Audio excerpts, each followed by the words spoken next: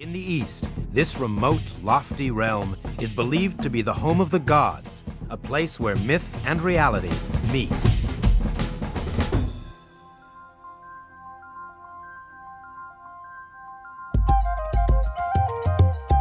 For some, the idea that Jesus died in India is not such a leap of faith.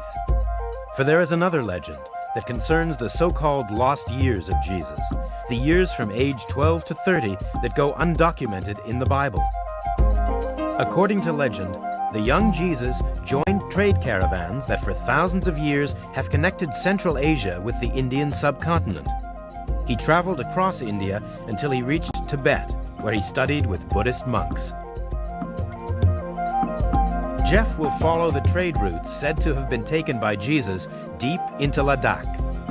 He will journey through the Zanskar Valley and explore Buddhist monasteries near the capital, Leh, where it is said Tibetan scrolls describe Jesus' journey east. He will end his journey in the Nubra Valley, one of the most remote regions in the world.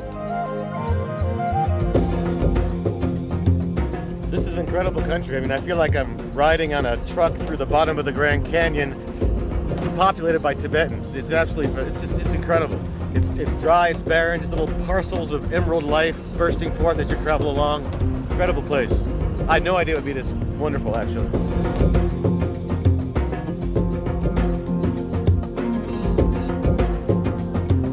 About 20 years ago, my first trip to Tibet, I was in the Potala, the Dalai Lama's palace in Lhasa. I remember a lot of the lamas expressed that Jesus had a presence in Buddhism, and it turns out there's a large basis of legendary evidence that talks about Jesus in the Himalayas. Well, I've done lots of investigations in my life as an anthropologist, but when you think about the implications, if we were to discover any real evidence that Jesus was indeed in this part of the world, it would change the way we look at certainly religious history across the planet. As far back as the 4th century BC, Alexander the Great and his armies reached India. Relics discovered from Persia to North India show there was movement between Palestine and the Himalayas long before the 1st century. So it is possible that Jesus could have made this trip in his lifetime, and if he did, he would have encountered Buddhist ideas.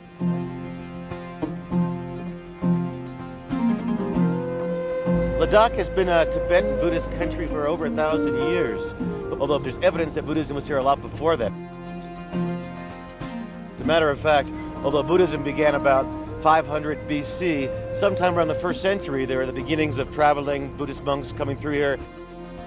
And I'm about to pass a statue that was actually dated to 70 AD, which means had Jesus passed through here, he probably would have met a bunch of Buddhist folks traveling much as he was. If I could find similarities between Buddhism and Christianity, it would suggest that perhaps Jesus was here and that he learned from Buddhism.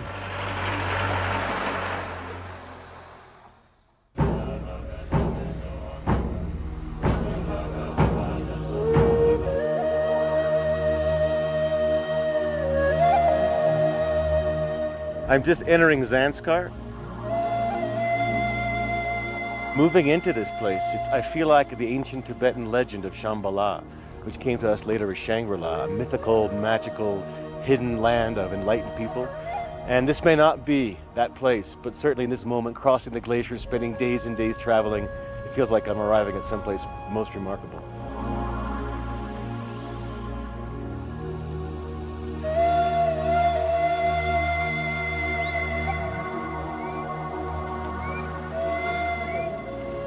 Jesus that we talk about is known to people here as Jesus, but there was a character in Hindu and Buddhist lore from centuries ago that's known as Isa. And we've come to understand that Isa and Jesus are the same person.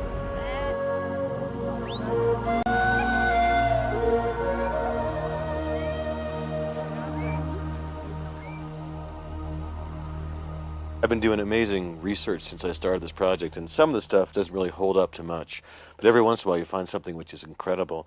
I've just come across the Bhagavad-gita Mahapurana, which was written in the 2nd century, and in that very respected and well-known work, King of Kashmir meets in the 1st century, just a few years AD, a fair-complected, fair-haired teacher dressed in robes who comes from the West, who describes himself as being born of a virgin, describes himself as being persecuted by his own people as the Son of God, and his name, according to this traveler, is Isa Messiah, which is Jesus in India.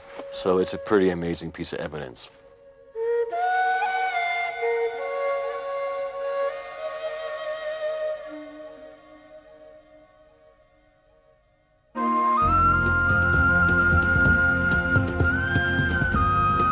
Up here, high in the mountains, things haven't changed in 1,000 years. The whole of this region is dotted with Buddhist gompas, or monasteries. I was going to attend a prayer service called a puja at Karsha Gompa.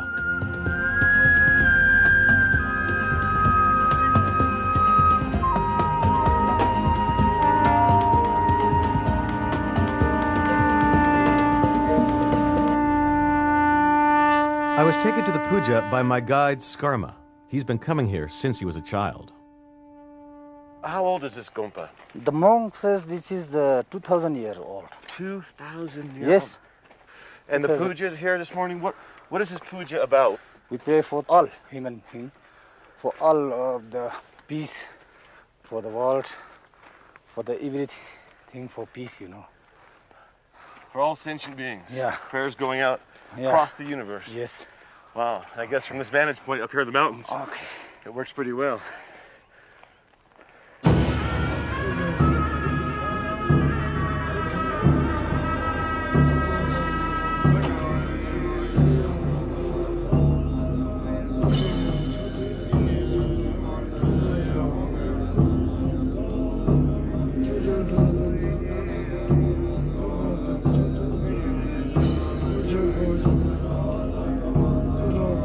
I noticed that the puja has some similarities to a Catholic Mass. Ceremonial robes, incense, chanting, and the monks practice abstinence and celibacy. The Buddha even had the same teachings. Turn the other cheek was part of Buddhism 500 years before Jesus walked the earth.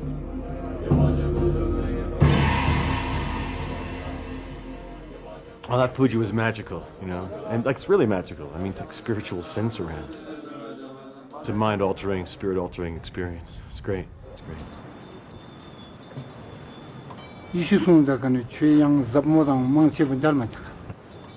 I've been talking to Sonam Wangchuk, who is a very well-respected scholar as well as a monk here in Zanskar, and he hasn't really heard much about the legend of Jesus in Zanskar, but he has pointed out some wonderful similarities between Jesus Christ's teaching and the teaching of the Buddha. Compassion, kindness, warm-heartedness, non-violence, mercy, all those things the two have in common, remarkably in common.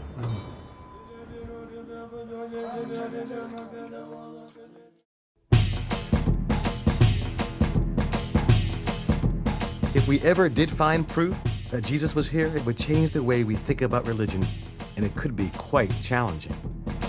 A lot of folks are not going to like what I have to say based upon what I've experienced, because there are fundamentalists who insist on fragmenting and separating people by religion. I feel the importance of this story is it does the opposite, that we no longer have the luxury of separating ourselves according to beliefs, and that this story is a way to look at bringing faiths together by looking at the things we share, that we overlap, that we have in common as human beings. Well, you know what, a journey like this is like the same as looking for Shangri-La. It's really a mythic journey. It's about coming and having a sense of wonder, a sense of adventure, asking questions, going back inspired. And I don't imagine that 2,000 years ago was much different. I can easily imagine a young kid in Palestine, 12, 13 years old, joining a caravan route, seeking a great adventure, full of wonder, coming back 18 years later transformed. I may never know for sure if Jesus came here, but I'll never forget the fact that I did.